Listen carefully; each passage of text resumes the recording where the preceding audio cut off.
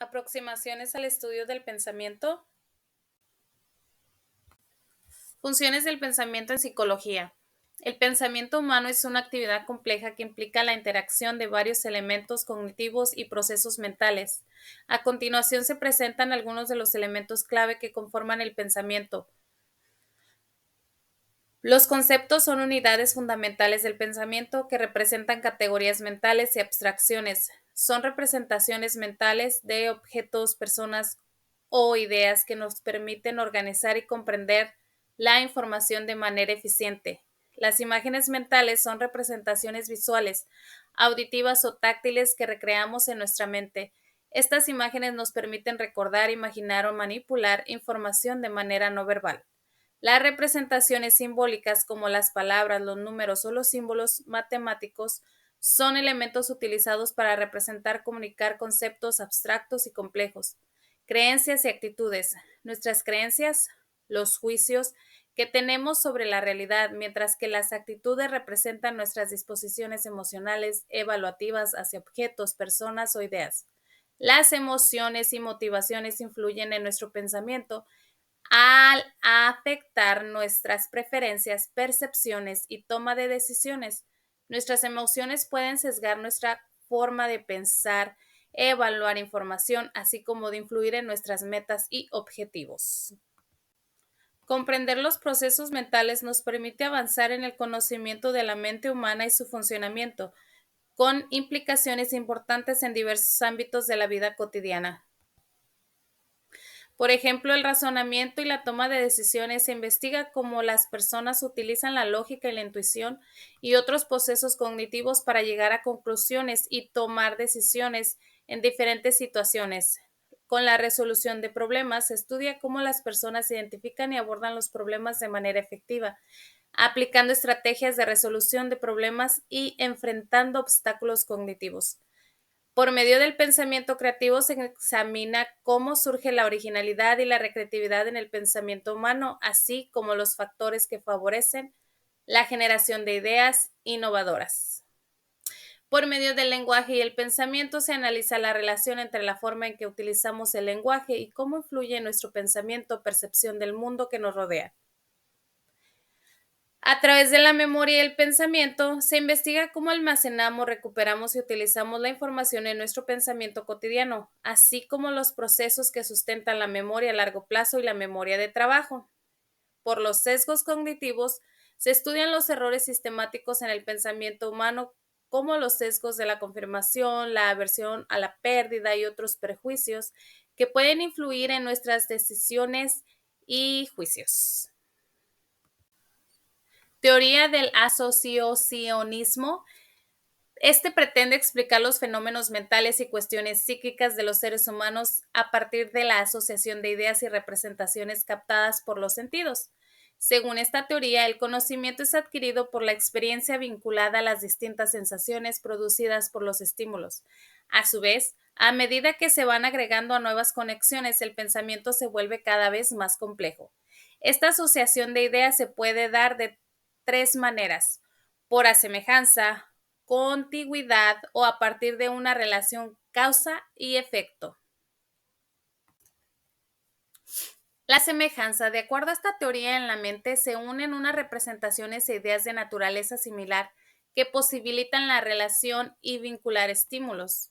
La contigüidad, en este caso, se conectan elementos distintos pero que ocurren de manera próxima en un momento y lugar determinados, creando nuevas ideas.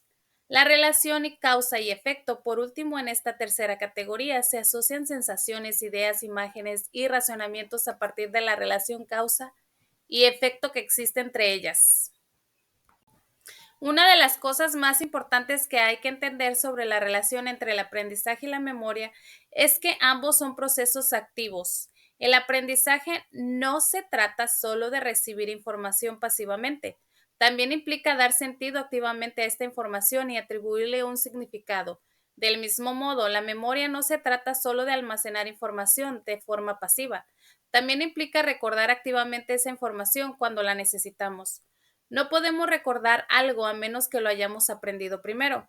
Si queremos mejorar nuestra memoria, debemos comenzar aumentando nuestra comprensión de lo que vemos o estudiamos. Es decir, si quieres recordar algo, primero debes comenzar a aprenderlo. Estos dos procesos trabajan juntos para permitirnos adquirir, retener y utilizar conocimientos de manera efectiva. La teoría de Gestalt es una corriente psicológica que se enfoca en cómo percibimos el mundo a través de la organización de elementos en configuraciones significativas. Esta teoría surgió en Alemania a principios del siglo XX y fue desarrollada por los psicólogos Max, Kurt, Kafka y Wolfgang Kohler. Esta teoría cuenta con varios principios. El primer principio, llamado la totalidad, es la percepción de un estímulo basado en la totalidad de la experiencia, no solo en la suma de sus partes individuales. Nuestra mente tiende a organizar información de manera que percibimos la totalidad antes que las partes. Principios de figura-fondo. Nuestra percepción tiende a separar la figura principal de su fondo, creando así una figura central que destaca sobre un fondo que la rodea. El principio de semejanza. Los elementos que comparten características similares tienden a agruparse visualmente en nuestra percepción. El principio de proximidad. Los elementos que están cerca de unos de otros tienden a ser percibidos como parte de un grupo o patrón. Y por último, el principio de la simetría. La percepción tiende a organizar elementos simétricos en patrones más simples y regulares. Ahora hablaremos de la teoría de la memoria semántica, que esta da un enfoque dentro de la psicología cognitiva, centrándose en el almacenamiento y recuperación de conocimientos generales sobre el mundo, como conceptos, significados y relaciones entre palabras y conceptos. La memoria semántica se diferencia de la memoria episódica, relacionada con la memoria de hechos y eventos específicos, al enfocarse en el conocimiento general y abstracto que no está ligado a una experiencia personal única. Algunos de los aspectos claves de la memoria semántica incluyen conceptos y categorías. La memoria semántica nos permite almacenar y acceder a conceptos y categorías generales, como por ejemplo perro, automóvil o justicia, así como comprender las relaciones entre estos conceptos. Redes semánticas. Se cree que la información en la memoria semántica está organizada en redes de conceptos interconectados, donde las ideas relacionadas están vinculadas entre sí. Por ejemplo, en la red semántica, el concepto de ave puede estar vinculado con pájaro, volar y plumas. El proceso de activación. Se accede a un concepto en la memoria semántica. Se producen procesos de activación que pueden propagarse a través de la red semántica, lo que facilita la recuperación de la información relacionada. La teoría de la memoria semántica es fundamental para nuestra comprensión del lenguaje, el pensamiento abstracto, la comprensión de textos y la toma de decisiones basada en el conocimiento general. No sé si alguna vez te has formulado la pregunta del cómo nuestro cerebro procesa la información. Bueno, pues ahora bien, el procesamiento de la información en la psicología se refiere a cómo percibimos, interpretamos, organizamos y almacenamos y recuperamos la información que recibimos del entorno. Este enfoque se basa en una metáfora del cerebro como un sistema de procesamiento de la información similar a una computadora, donde la información se procesa secuencialmente a través de diferentes etapas. Algunos aspectos claves del procesamiento de información incluyen la atención. El primer paso en el procesamiento de la información es la atención, ya que implica seleccionar ciertos estímulos dentro del entorno para poderlos procesar en mayor profundidad mientras se ignoran otros. La percepción es una vez que la información ha sido seleccionada, entra en la etapa de percepción, donde se le da significado y se organiza de acuerdo a esquemas mentales preexistentes. Con la codificación, la información que se percibe se codifica y se almacena en la memoria a corto plazo o largo plazo, dependiendo de su relevancia y de su atención que se le haya prestado. Al final, nos encontramos con el almacenamiento, que es donde se almacena la información ya organizada en redes de conocimiento que facilitan su recuperación y se integra con el conocimiento previo en la memoria semántica. Después podemos recuperar la información, que es el último paso del procesamiento de la información, donde se accede a la información almacenada en la memoria cuando es necesaria para tomar decisiones, resolver problemas o realizar tareas cognitivas.